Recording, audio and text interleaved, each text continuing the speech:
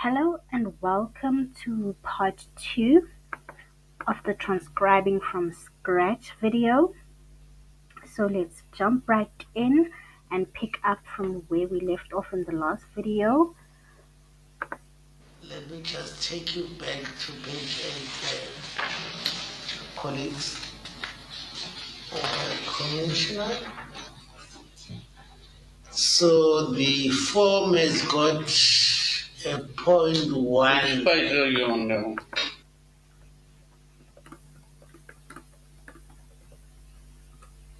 Just to reiterate, when Word prompts you to put a comma after so like this, since it's highlighting it, don't put a comma. Our in-house rules say ignore it. Okay, so another recap on the speaker IDs. You will see for every witness that speaks, I put triple W. For every commissioner or chairperson, so when they're at a bargaining council or CCMA, they are referred to as commissioner, and when they're in an internal disciplinary hearing, they'll be referred to as chairperson. So whoever the presiding officer is in that sense, I put triple C. If it is a judge or a magistrate, I just put triple J. Okay.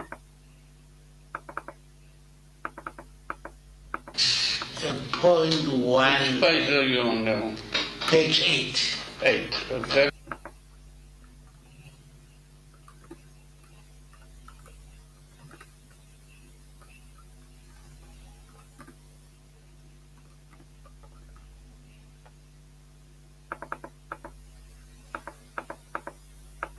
Point one. If I hear you on now. Page 8. 8, okay. Yeah, it has got a point one.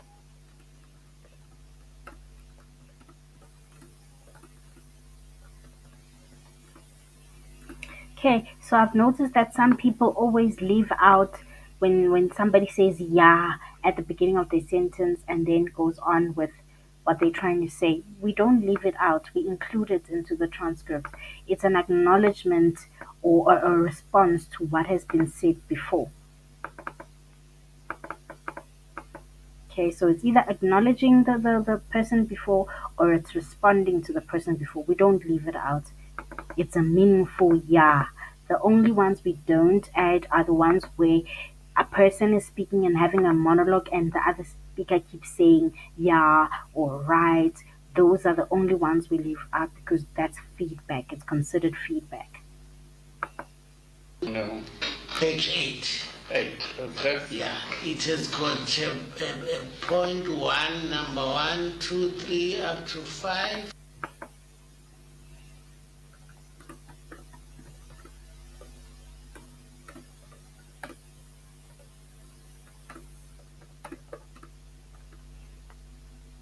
Okay, again, you separate it from the word before it so that the double dash doesn't touch the word after it.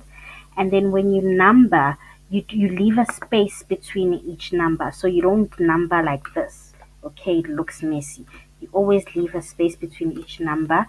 And this last comma here is essential. It is called the Oxford comma.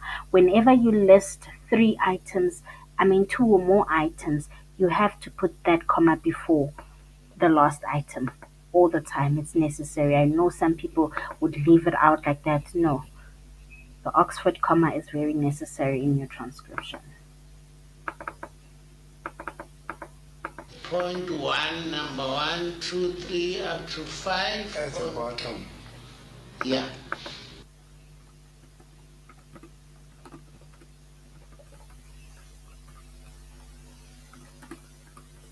Okay, you will notice I find it very easy to identify speakers because in this particular file, their voices are very distinct. But you do get files where you're not sure who's speaking and you're not very familiar with their voices. What you do is you write down the specific attributes of each voice so that you can keep up with them. You write them down on paper, and whenever you get stuck, you go back to your piece of paper and you eliminate the ones that it could not possibly be them in terms of the context, in terms of what they are saying. I mean, if it's this party's turn to be talking, and then this other party jumps in, it's the rep from the opposite direction that's jumping in, or the commissioner, because the applicant is supposed to remain silent during this process. Okay. Another thing where I find people writing observer in terms of somebody saying something in a transcript. Observers don't say anything in a transcript. All they do is introduce themselves at the beginning and they're quiet for the rest of the proceedings. That's the rule for being an observer in a hearing or any kind of proceedings. They don't get to say, they're just observing the process. They don't have a say in the process. They're not participants as such. 1, 2, 3, up to 5. At the bottom. Yeah. Okay. Yeah. On the first page, and then you turn over. Okay, there was crosstalk there. Whenever there's crosstalk, you go back and you figure out each voice individually. So you focus on one, you transcribe what they're saying, you focus on the other one, and you break it up at the point where the crosstalk happens, unless you're almost at the end of a full sentence. Point 1, number 1, 2, 3, up to 5. At the bottom. Yeah. Okay. Yeah.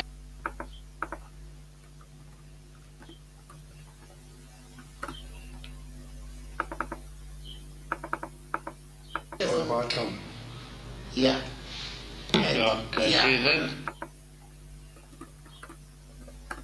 Okay, so the respondent rep and the commissioner speak at the same time, but who spoke first was the commissioner, so you put his utterances first and then you proceed back to the respondent rep's utterances. At the bottom. Yeah. Okay. Yeah. On the first page.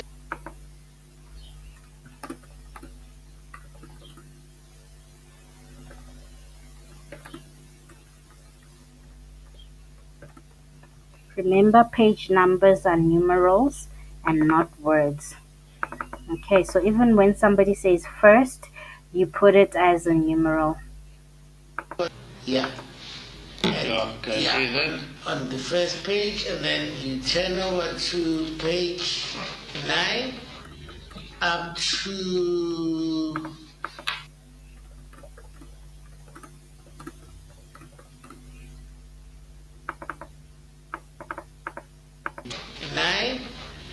up to point 19.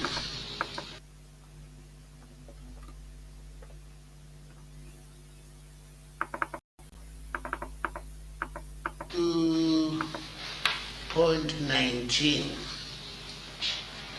Can you tell us who filled in that section from page 1 to page 19? It was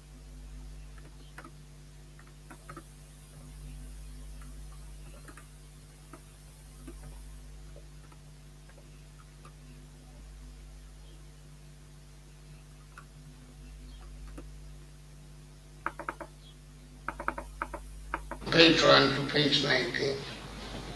It was Mr. Fitman. Oh, I have a snippet for Mr. Fatman. I just type MRF and it expands to Mr. Fatman. Okay, so remember, snippets are very important to the process. It was Mr. Fitman.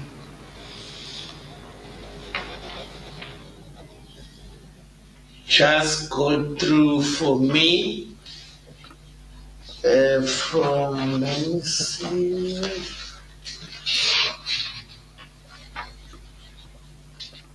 Can I just go quick to the bathroom? Okay.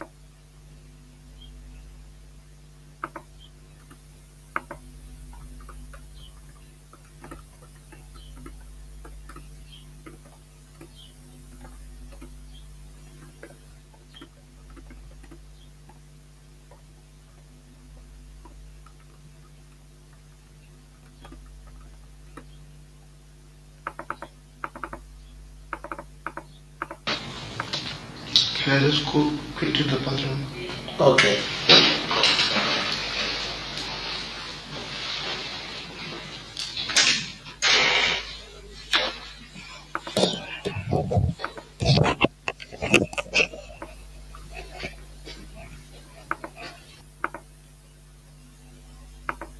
Okay, so you'll notice I just deleted the spaces that were there at the end of the transcript as it was going into page 4. Since I don't need page 4, I deleted. So you never leave a blank page at the end of your transcript.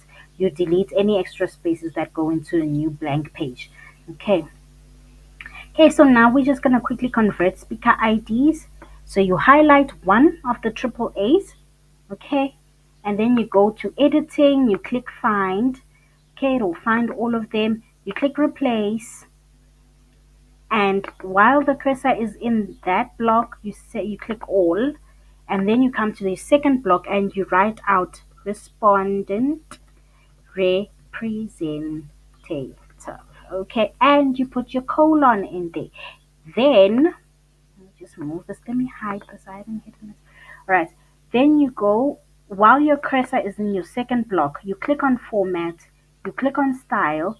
There, your heading that you modified I'm going to share a video on how to create this setting. Heading 1 CHAR is a modified version of the standard heading 1 that Word would have. Okay, and we modify it with our normal transcript settings. So Arial 12 point, but for speaker IDs, we underline the text and we make it all capital letters. Okay, so I'll show you how to create this setting. It's available after you save it once. It's available for all the documents that you transcribe thereafter. Okay, so that's how I'm able to just click and access it. Go OK, and then say replace all. Okay, so 9 replacements have been made. You will see that everywhere where I had AAA has now been replaced with the respondent representative. That is how you automatically place speaker IDs. Oops. Okay. Applicant. You'll notice I just typed triple B in the place of those triple A's. This is now for the applicant representative. Convert. Okay, there was just one of them. Now I put in triple C. Okay. Every time before you convert, make sure there's no space after the colon by clicking into the block, and if the cursor is nestled against the colon, you know there's no space. Always make sure there's no extra space there. Also in the second block as well, and make sure that both blocks have their colons in there. Otherwise, your line will not go up to underneath the colon. Okay, it will, if you just put triple C, it will stop just under the word, and it will not cover the space where the colon is. Your line must go right up to underneath the colon. Right, so I'm going to replace that. Okay, exit. Voila. Okay, all your speaker IDs. Oh, except I forgot about the witness. Okay, no problem. Just highlight triple W, find, replace. Just repeat the process. All, type in the block. Or sometimes I don't even want to type because the word is already there. I just replace one of those words. It's witness 1, respondent witness 1. Okay, and the setting is already there because I clicked on respondent representative that I had made earlier. And then I just say replace all. Okay, that should be everyone. Okay, once again, any extra space, just click on the left side of the P.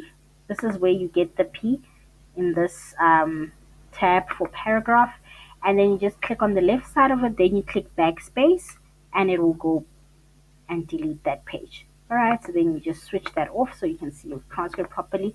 There you have it. It is a full transcript now. Every speaker ID from the beginning to the end has been converted just by those few clicks. So you don't have to go and set a speaker ID for and type out the speaker ID and capitalize and underline for every single one of those.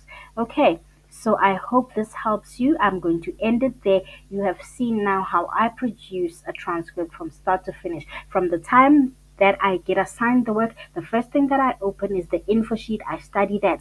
Then I open my audio, listen to that quickly. Then I take the audio name, copy it, and paste it onto the transcript template to replace that with the exact audio name that I'll be working on. Then I open my template. I go right to page 3. I do not touch any of the settings. I do not change anything about the document. I just go to page 3 and I start typing where the cursor, the first place the cursor allows me to start typing. Okay, so I showed you all of that. There's no need to change any of the settings of the document. You just type on page 3, your speaker IDs, you set them according to the induction booklet. You only have to create that setting once and then it is available for every document. And I've showed you how to access it and to convert your speaker IDs that you've now made. All right, so I really hope that benefits you. Bye for now.